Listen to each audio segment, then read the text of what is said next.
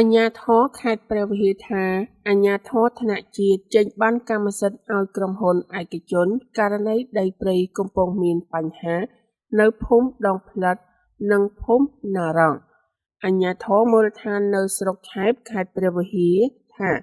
ការអះអាងដីព្រៃជំនឿដែលកំពុងមានបញ្ហារវាងអ្នកភូមិដងផ្លិតនិងអ្នកភូមិណារងជាមួយក្រុមហ៊ុនសន្តានាគឺអាជ្ញាធរថ្នាក់ជាតិជាអ្នកចេញបានកម្មសិទ្ធិឲ្យទៅក្រុមហ៊ុនឯកជនមួយនេះសហគមន៍ថាអាជ្ញាធរកំពុងឆ្លើយតបយករួចខ្លួនកិច្ចវេះមិនទទួលខុសត្រូវចំពោះបញ្ហាមួយនេះក្រោយក្រុមហ៊ុនសន្តានារបស់អភិបាលរងខេត្តព្រះវិហារលោកអុកកឹមសានបានដាក់ទាហានឆ្លោះដណ្ដើមយកដីស្រែចម្ការនិងដីព្រៃជំនឿរបស់សហគមន៍អស់ជាច្រើនថ្ងៃរួចមកអាជ្ញាធរមូលដ្ឋានអះអាងថាអាជ្ញាធរថ្នាក់ជាតិគឺជាអ្នកចេញបានកម្មសិទ្ធិឲ្យក្រុមហ៊ុនគ្រប់គ្រងដើម្បីធ្វើឲ្យការវិនិយោគនៅតំបន់នោះចំណែកអាជ្ញាធរមូលដ្ឋានមិនជាប់ពាក់ព័ន្ធបញ្ហានេះឡើយមេឃុំឆែប2គឺលោកជៀនចិនប្រាប់ RFA-CK ថាករណីចេញបានកម្មសិទ្ធិឲ្យទៅក្រុមហ៊ុនសន្តានាឈូឆាយដីស្រែចម្ការនិងដីព្រៃជំនឿសហគមន៍រហូតដល់មានទំនាស់ដីធ្លីនិងអំពើហិង្សាទៅលើអ្នកភូមិបែបនេះมันមានជាប់ពាក់ព័ន្ធអាជ្ញាធរមូលដ្ឋានឡើយលោកថាអាជ្ញាធរថ្នាក់ខេត្តនិងថ្នាក់ជាតិជាអ្នកចេញបានកម្មសិទ្ធិឲ្យទៅក្រុមហ៊ុនមួយនេះហើយអាជ្ញាធរខេត្តមិនបានឲ្យឯកសារទាំងនោះទៅអាជ្ញាធរសាលាឃុំឆែបនោះទេលោកក៏បានចេញមកការពារក្រុមហ៊ុនដែលថាដីដែលក្រុមហ៊ុនបានឈូសឆាយនោះមិនមានផលប៉ះពាល់ដីស្រែចម្ការឬដីព្រៃជំនឿរបស់ពលរដ្ឋនៅតំបន់នោះឡើយគឺក្រុមហ៊ុនឈូសឆាយដីដែលបានទិញពីពលរដ្ឋនិងដែនដីជំរកសត្វព្រៃព្រះរកាឆែបតែប៉ុណ្ណោះលោកជឿនជីនមានប្រសាសន៍សម្រាប់ខ្ញុំអត់ច្បាស់ទេរឿងប្លង់នេះខាងក្រសួងគេអត់ចេញទេគេគ្រាន់តែបង្ហាញបន្តិចគេរក្សាទុកនៅខេត្តឯកសារនេះអ្នកនៅខេត្តទេជាអ្នកចេញប្លង់ហើយមិនបានរក្សាទុកនៅឃុំទេពលរដ្ឋថាអាជ្ញាធរខេត្តកំពុងតែដោះសារនិងឆ្លើយដាក់គ្នាទោះជាយ៉ាងណាតំណាងសហគមន៍ជនជាតិដើមគួយនៅភូមិដងផ្លិតលោកណៃបានឲ្យដឹងថាអាជ្ញាធរកំពុងតែឆ្លើយយករួចខ្លួនរៀងខ្លួនដើម្បីមិនចង់ទទួលខុសត្រូវចំពោះបញ្ហាមួយនេះលោកថាសប្តាហ៍ថ្ងៃក្រុមហ៊ុនបានដាក់ទាហានមួយក្រុមមានស្ពាយកាំភ្លើងជាប់ខ្លួនហើយដើរគំរាមកំហែងនិងហាមឃាត់ពលរដ្ឋមិនឲ្យចូលទៅអាស្រ័យផលនៅលើដីស្រែចម្ការរបស់ពួកគេក្នុងតំបន់នោះដែលបានឈូសឆាយរួចនោះទេលោកសំណៃមានប្រសាសន៍ឆ្លើយបែបនេះគឺដោះសារទេដោយសារតែកិច្ចមិនចង់ទទួលខុសត្រូវអ្នកដើរសួរបងប្អូនបង្ខំឲ្យលក់ដីបើសិនមិនលក់ឲ្យមិនពាក់ព័ន្ធជាមួយយ៉ាងម៉េចបើពីមុនដំបូងគាត់ដើរទិញដីឲ្យក្រុមហ៊ុនបានក្បាលកាក់ទាហានការពារទាំងមេការពារមិនឲ្យចូលអាស្រ័យផលរួចឆ្លៃដេញដាក់គ្នាបែបនេះមិនទំនងសោះសហគមន៍ទាមទារឲ្យអាជ្ញាធរបង្ហាញឯកសារជាសាធារណៈនិងយកដីព្រៃទាំងនោះមកដាំដុះឡើងវិញសហគមន៍នៅភូមិដងផ្លិតនិងភូមិណារងទាមទារឲ្យអាជ្ញាធរបង្ហាញឯកសារជាសាធារណៈនិងទាមទារដីព្រៃដែលក្រុមហ៊ុនឈូសឆាយរួចហើយយកមកដាំកូនឈើឡើងវិញដើម្បីឲ្យពលរដ្ឋបានទៅអាស្រ័យផលបែបប្រពៃណីជនជាតិដើមភាគតិចគួយនិងទុកដីព្រៃទាំងនោះជាសម្បត្តិរួមសហគមន៍ប្រមានតវ៉ាទៅអាជ្ញាធរថ្នាក់ជាតិបន្ថែមថាដើម្បីស្វែងរកដំណោះស្រាយRFA-CK មិនទាន់អាចតាក់ទងអ្នកនាំពាក្យសាលាខេត្តព្រះវិហារលោកនៅពុទ្ធីនិងអ្នកនាំពាក្យក្រសួងបរិស្ថានលោកខៃអតិជាដើម្បីសូមអធិប្បាយរឿងនេះបាននៅឡើយទេចំពោះប្រធានក្រុមហ៊ុនសន្តានាលោកអុកកំសានដែលមានតួនាទីជាអភិបាលរងខេត្តព្រះវិហារនោះក៏ RFA មិនទាន់អាចតាក់ទងបានដែរនៅថ្ងៃដដែលនេះដោយទូរស័ព្ទចូលតែគ្មានអ្នកលើកតាក់ទងទៅនឹងបញ្ហានេះមន្ត្រីសម្របសម្រួលសហគមន៍ការពារសិទ្ធិមនុស្សអាត់ហុកប្រចាំខេត្តព្រះវិហារលោកម៉ៃវុធីយល់ឃើញថា អាជ្ញាធរពាក់ព័ន្ធគួរចុះពិនិត្យជាក់ស្ដែងនិងស្ដាប់ការលើកឡើងរបស់ប្រជាពលរដ្ឋហើយត្រូវផ្អាកសកម្មភាពឈូសឆាយដីព្រៃនិងដកទាហានចេញពីតំបន់នោះសិនដើម្បីរកដំណោះស្រាយជូនប្រជាពលរដ្ឋលោកថាអាជ្ញាធរគួរតែបង្ហាញឯកសារដែលក្រុមហ៊ុនកាន់កាប់ដីឬឯកសារពាក់ព័ន្ធផ្សេងទៀតជាសាធារណៈឲ្យពលរដ្ឋបានដឹងដើម្បីឲ្យមានតម្លាភាពនិងយុត្តិធម៌លោកម៉ៃវុធី មានប្រសាសន៍ចំពោះបញ្ហាបង្ហាញពាក់ព័ន្ធអាជ្ញាធរខេត្តព្រះវិហារគួរតែរកដំណោះស្រាយជូនពួកគាត់ឲ្យមានតម្លាភាពនិងយុត្តិធម៌ជាពិសេសក្នុងការកាត់ជ្រៀលនិងផ្ដល់ដីលក្ខណៈសមូហភាពដល់ពួកគាត់គ្រប់គ្រងដើម្បីទុកជាប្រយោជន៍រួមសម្រាប់ជនជាតិដើមភាគតិចឬក៏ជនជាតិខ្មែរក្នុងការប្រើប្រាស់និងអាស្រ័យផលក្រុមហ៊ុនសន្តានារបស់អភិបាលរងខេត្តព្រះវិហារលោកអុកកឹមសានបានដាក់គ្រឿងឈូសឆាយតំបន់ព្រៃជំនឿព្រៃអារក្សនិងតំបន់ព្រៃអាស្រ័យផលកសិកម្មរបស់ជនជាតិដើមភាគតិចគួយចំនួន2ភូមិជាង1050ហិកតាហើយក្រុមហ៊ុនបានប្រើប្រាស់អំពើហិង្សាលើអ្នកភូមិនិងទាហានយាមល្បាតហាមឃាត់មិនឲ្យពលរដ្ឋចូលអាស្រ័យផលបែបប្រពៃណីនៅតំបន់នោះរហូតដល់ពេលបច្ចុប្បន្ននេះអ្នកខ្លំមើលកិច្ចការព្រំដែនថាគម្រោងធ្វើរបងរបស់ថៃតាមព្រំដែនកម្ពុជាអាចនឹងប៉ះពាល់ទៅដល់អធិបតេយ្យកម្ពុជាអ្នកខ្លំមើលលើកឡើងថាការសង់របងតាមព្រំដែនរបស់ថៃជាប់នឹងកម្ពុជាអាចនឹងមានផលប៉ះពាល់ដល់បូរណភាពទឹកដីកម្ពុជាខណៈការកំណត់ព្រំដែននៃប្រទេសទាំងពីរនៅតំបន់មួយចំនួនមិនទាន់មានភាពច្បាស់លាស់នៅឡើយគម្រោងសាងសង់តាមព្រំដែននេះរដ្ឋាភិបាលថៃអះអាងថាដើម្បីទប់ស្កាត់ឧក្រិដ្ឋកម្មឆបោកតាមអនឡាញដែលមានទីតាំងនៅទឹកដីកម្ពុជាក្នុងតំបន់ក្រុងប៉ោយប៉ែតនៃខេត្តបន្ទាយមានជ័យបន្ទាប់ពីមានការបើកយុទ្ធនាការប្រយុទ្ធប្រឆាំងឧក្រិដ្ឋកម្មតាមអ៊ីនធឺណិតនៅតាមព្រំដែនកម្ពុជាអស់មួយរយៈពេលនេះបញ្ហាឧក្រិដ្ឋកម្មបោកហាក់មានការប្រែក្លាយទៅជាបញ្ហាព្រំដែនវិញម្ដងបន្ទាប់ពីរដ្ឋាភិបាលថៃបានប្រកាសនឹងគម្រោងសាងសង់របងព្រំដែនកម្ពុជានៅខេត្តស្រះកែវគម្រោងរបងព្រំដែនព្រោះថៃមិនទុកចិត្តកម្ពុជាប្រធានក្រុមប្រឹក្សាឃ្លាំមើលកម្ពុជានៅប្រទេសណូវេសលោកម៉ាណាតប្រាប់អ្នកសារព័ត៌មានថាបើទោះបីជាថៃជាអ្នកផ្ដួចផ្ដើមគំនិតនិងជាអ្នកចំណាយធនធានធ្វើរបង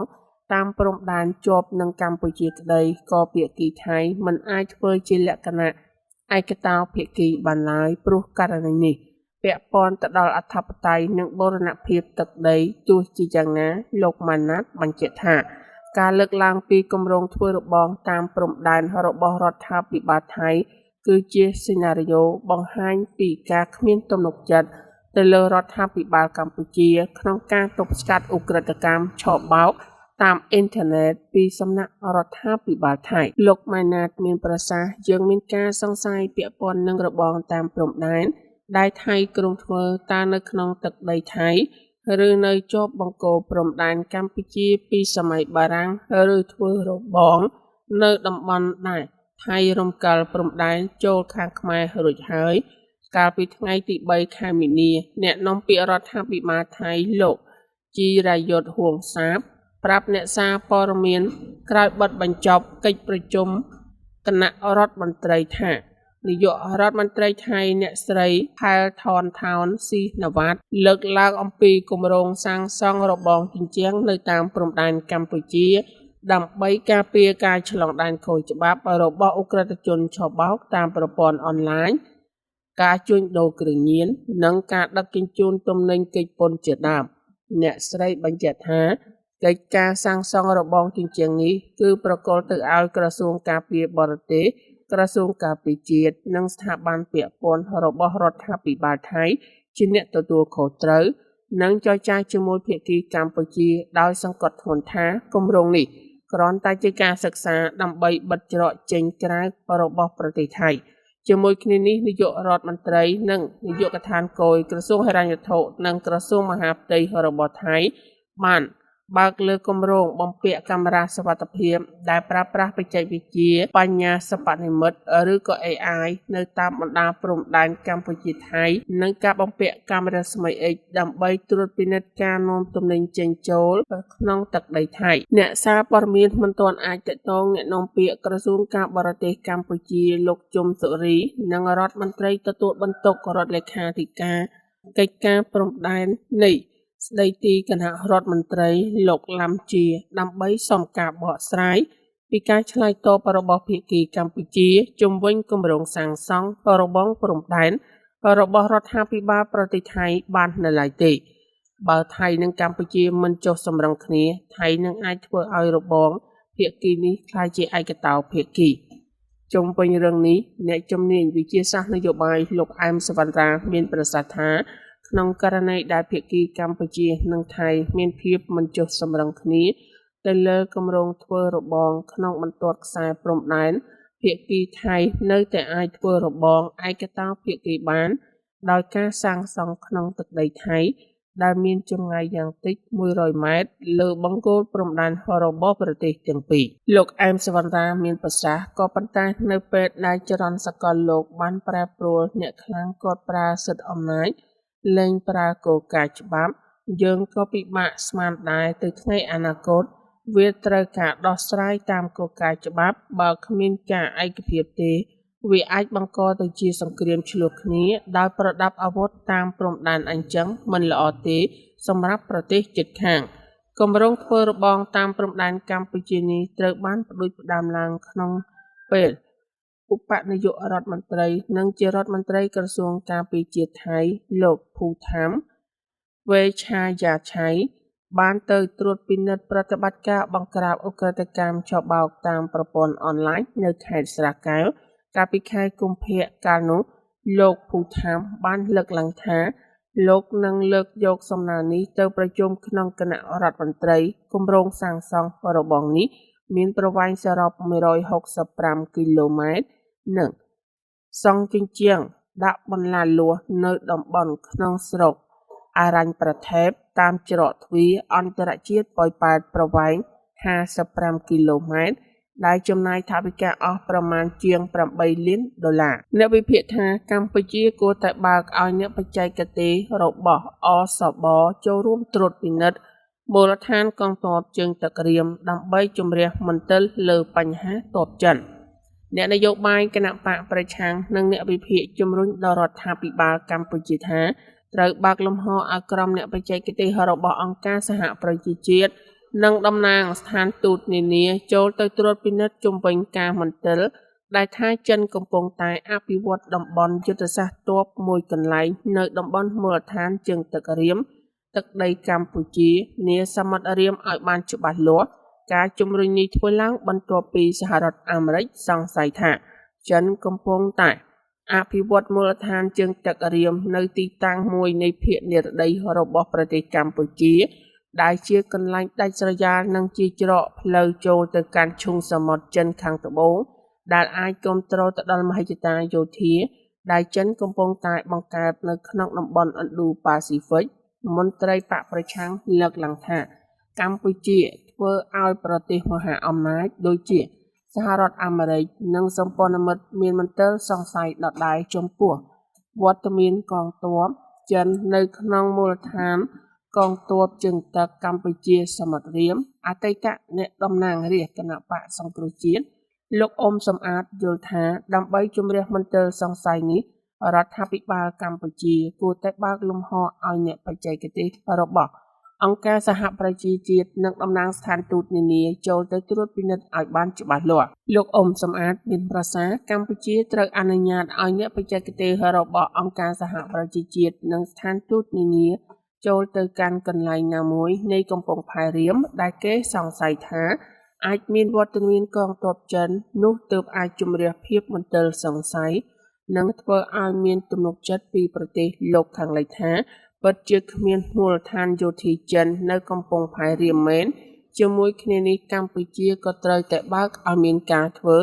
សមយុទ្ធយោធារួមគ្នាជាមួយប្រទេសលោកខាងលិចដូចជាសហរដ្ឋអាមេរិក អូស្ត្រាលីឡើងវិញហើយក៏ត្រូវបង្កើនទំនាក់ទំនងជាមួយប្រទេសលោកខាងលិចឡើងវិញពីព្រោះបច្ចុប្បន្ននេះឃើញកម្ពុជាមានទំនាក់ទំនងស្អិតរមួតជាមួយចិនការជំរុញរបស់អ្នកនយោបាយបកប្រឆាំងរុកនេះធ្វើឡើងបន្ទាប់ពីមន្ត្រីសហរដ្ឋអាមេរិកសង្ស័យថាចិនកំពុងតែអភិវឌ្ឍតំបន់យុទ្ធសាស្ត្រកងទ័ពមួយនៅក្នុងមូលដ្ឋានជើងទឹកកម្ពុជាសមុទ្ររៀបសារព័ត៌មាន Washington Post បានដកស្រង់សម្ដីមន្ត្រីរដ្ឋសហរដ្ឋអាមេរិកមកផ្សព្វផ្សាយកាលពីថ្ងៃទី6 ខែមីនាចិនកំពុងតែអភិវឌ្ឍតំបន់យុទ្ធសាស្ត្រកងទ័ពមួយកន្លែងជាតំបន់ដាច់ស្រយាលនៅភាគនិរតីនៃប្រទេសកម្ពុជាតំបន់នោះមានផ្លូវចូលដោយផ្ទាល់ទៅកាន់សមុទ្រចិនខាងត្បូងដែលអាចគ្រប់គ្រងដល់មហិច្ឆតារបស់ចិនដែលកំពុងតែបង្កើតឡើងក្នុងតំបន់ Indo-Pacific យោងតាមការផ្ដល់រូបភាពពីផ្កាយរណបរបស់សហរដ្ឋអាមេរិកនាវាចម្បាំងរបស់កងទ័ពជើងទឹកចិន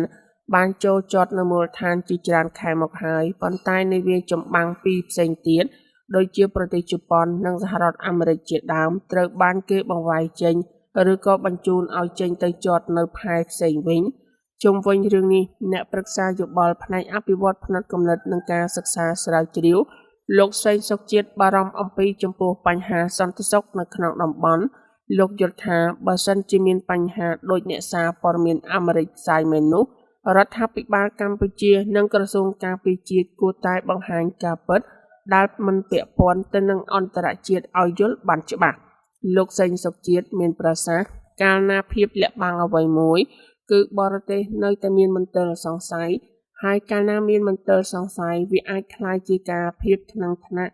ដែលអាចជំរុញឲ្យមានបញ្ហាដល់ទំនាក់ទំនងការទូតឬក៏បញ្ហាផ្សេងៗជាមួយប្រទេសជាច្រើនដែលមានគោលការណ៍និងផែនការតាមដាននយោបាយ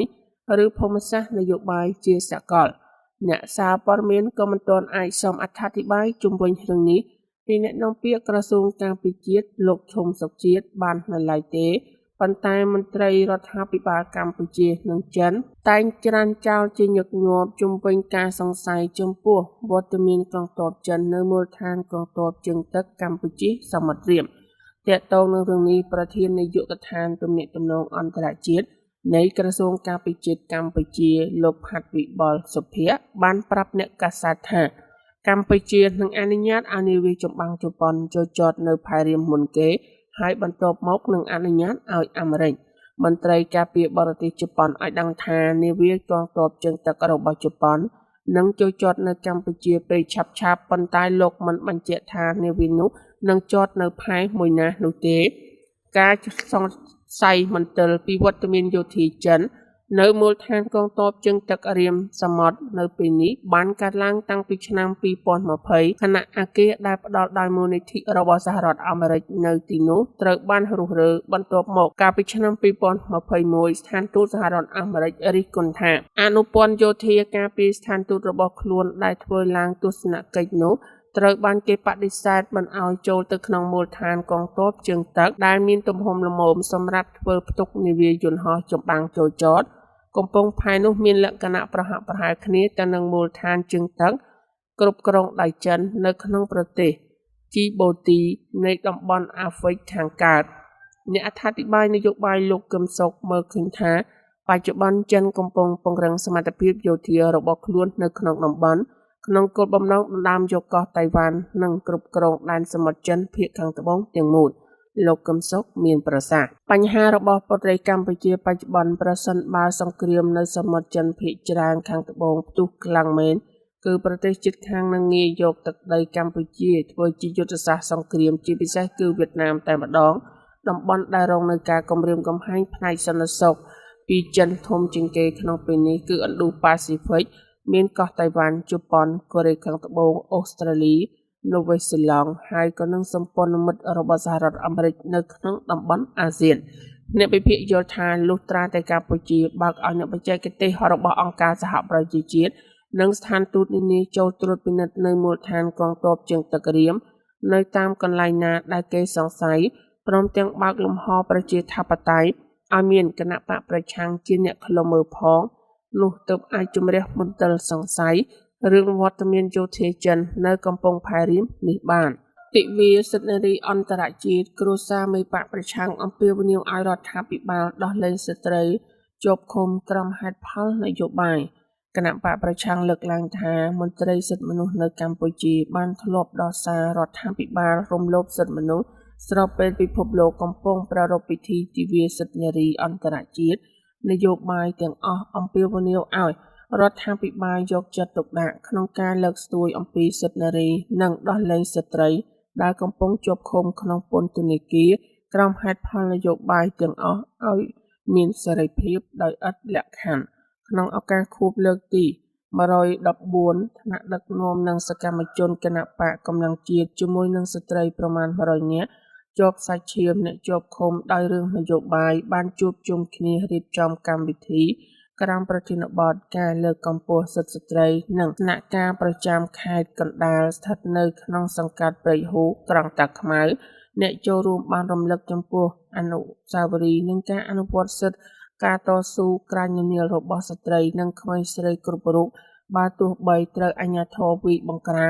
បឬធ្វើទុកបុកម្នេញស្ទើរគ្រប់រូបភាពយ៉ាងណាក្តីឧទាហរណ៍ក្រុមស្ត្រីថ្ងៃសុខដែលចេញទាមទារយុត្តិធម៌ជូនសមាជិកគ្រួសារ